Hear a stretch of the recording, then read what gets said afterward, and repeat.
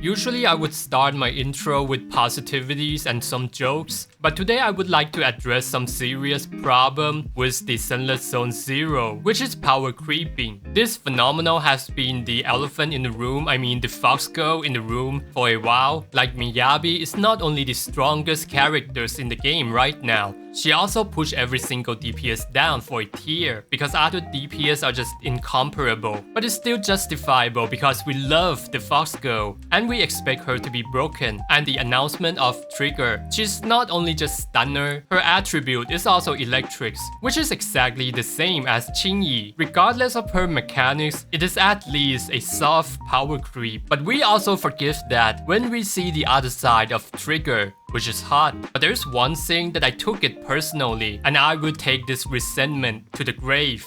Why do they nerf the size of Nicole's tit? Let's go! I'm the diamond, I'm the ring, I'm the treasure, a little bit tricky.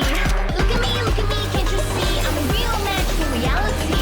Look at you, I can see you're thirsty and worried about losing me. So this Nicole Astra and Miyabi team has been a hot topic for a while. Whether it's in the JP side, CN side, or in the EN side, it's also the team that I anticipate that is gonna be strong. So I make some testing with this team and compare it to the last meta team with Miyabi, Rina, and Yanagi team. And of course with the best bamboo for each team, and the result is astonishing. After I've been running like over 20 times with these two teams, I could confidently say that the Nicole Astra Yao team is stronger than the M1 Rina and Yanagi team. But the result could be different if my Yanagi have the signature weapon, because her signature weapon would increase Miyabi's DPS significantly. Just to let you guys know, this is M0U0 test. I got 32.9k on Nicole's team and 28.9 on Rina Yanagi team. So basically the way that Astra Yao and Nicole works, somehow complementing each other's biggest weakness. So basically Astra Yao gives shit tons of buff, and she has this off-field attacks that works like Bernice, and that makes her amazing at triggering the anomaly. If you have ever played Bernice, you would know that you don't have to swap back into Bernice to trigger the fire anomaly. But unlike Bernice, her anomaly builds up is one of the worst in the game. She sucks at it. And from the other side, Nicole, she's also really good at buffing and debuffing the enemy, shredding 40% defense, which is huge, and her skill allow her to build up a tons of anomaly. But just keep in mind that you're gonna have her Mindscape 1 or ideally Mindscape 2, because her Mindscape 1 would increase 16% of her build up, which is the main reason why this team worked in the first place. So I think this team is not applicable to the Mindscape 0 Nicole. Just keep that in mind. Even though she's amazing at building up anomaly, she is one of the worst characters to proc the anomaly. So as you can see, even Nicole is capable of building up a loss of anomaly. But if you miss the first few hits with her skill, the rest of the hit is not gonna proc the anomaly. So what you wanna do is try to proc it with another unit like Zhu Yuan, because if you proc the anomaly by herself, it's gonna take a little while. And you're also risking yourself if you swap too early, because if you swap before it procs, the anomaly is not gonna proc. And that made Nicole's anomaly feels very clunky, despite her being so competent at building up the anomaly. But when you are adding in Astra Yao, all of these problems would become non-existent, because Astra Yao could trigger it every time you swap the characters. So the combination between Astra Yao and Nicole is definitely bread and butter. It almost feels like it would proc by itself. So we just talked so much about anomaly, but how powerful is Nicole's anomaly damage and Astra Yao damage? Because Astra Yao barely built any anomaly is actually not good. But why is it so strong in the Miyabi team? And it's because of the characteristics of the Forstburn. You're gonna get very high attacks, the highest in the game, if you proc Forstburn disorder early, but it would lose 25% damage if you proc it after 10 seconds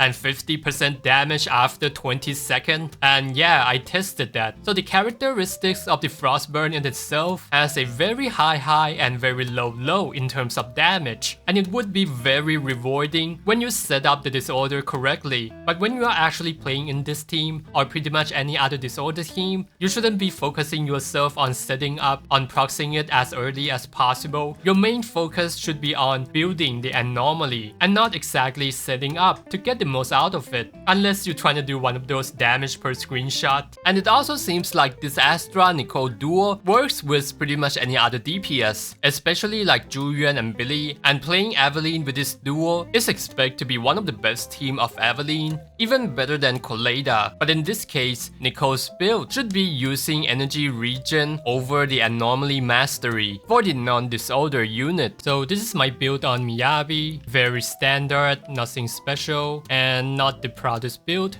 with the fusion compiler. And I use Freedom Blue Forset on the RYU because every time when you use her special quick assist, the 20% anomaly builds up from the Freedom Blue with procs. So you could have like almost 100% uptime throughout the game. It's gonna be slightly better than equipping on the Nicole by about 3 to 4%. So I generally don't recommend you to grind another Freedom Blue set for RYU in the quality of life perspective. And this is my build. You just try to stack as much attack as possible. And of course on the disc number 6, you have to always go for the energy regen. Even with the energy W engine, I have already talked about this on my last video and get pretty in depth about it. And I use RYU Forset on Nicole, and you kind of want to build crit rate on her substat and ideally 50%, but you don't really have to. It's gonna contribute respectable amounts of damage, but it's not game changer to reach that 50%. Instead of breaking down my rotation move by move, I figured that it would be better if I just tell you my priorities and my decision making in general. So my number one priorities with this team is to build anomaly, because the builds up from RYU and Nicole wouldn't be able to catch up with Miyabi's anomaly anyway. So there's no point of setting up for disorder. So there are two things that I would like you to pay attention to maximize my anomaly builds up. And the first one is I almost always use my charge attack with Miyabi right after proxying the Forstburn. Even though I would waste a little bit of anomaly builds up, but I could use the time from the swap cancel to utilize Nicole and Astra. And the second thing that I did a lot throughout the game is I always utilize chain attack for Nicole to use chain attack, because her chain attack would dish out a lot of anomaly builds up. So let's get into it. So I use RYU ultimate here that would chain attack into Nicole and also happens to break the enemy. But I cancel the chain attack here into Miyabi, so I could chain attack again with Nicole, building tons of anomaly and defense shred without using Nicole's energy. And instead of chain attack into Miyabi here, I cancel the chain attacks again to quick assist into Miyabi to get the buff from the Astral Voice. And to enable Nicole's to use skill more often, you do want to normal attacks with Nicole when you are doing the swap cancel with Miyabi's fully charged attack. But don't fully commit it into it, just swap back to Miyabi when she finished her animation. So I normal attacks with Miyabi to charge up the energy for the skill.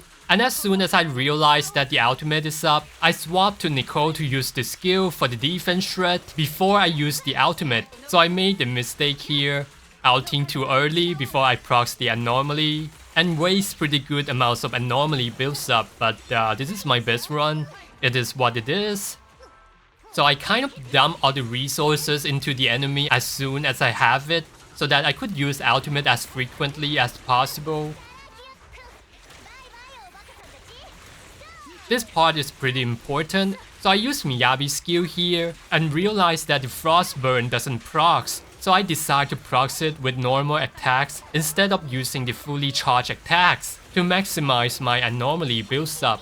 So basically I just kind of repeating everything I just said throughout the game and try the best of my ability to line up my ult and disorder with the breaks. So my first priorities is build up the anomaly, and the second is you wanna keep tracks of the buff and debuff, and the third thing to prioritize is the Miyabi uptime. I try to basic attacks with Miyabi as much as possible because that would build up the energy and allow Miyabi to use skill and the ultimate as frequently as possible. I don't think I have the absolutely best rotation here, but I do think that my tips are easier to pick up for majority of the player. If you want an absolute Giga Chat rotation, I would suggest you to take a look at this JP channel, link in the description, if you're getting absolutely hardcore with it. And I will just leave the rest of the videos here. I hope you guys win the next 50-50, like and sub if you would, and see ya guys. この気を逃さずさあ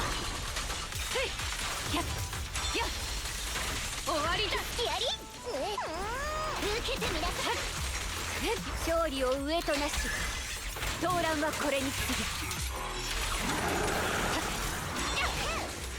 はいリセはっせいはっはっだやっ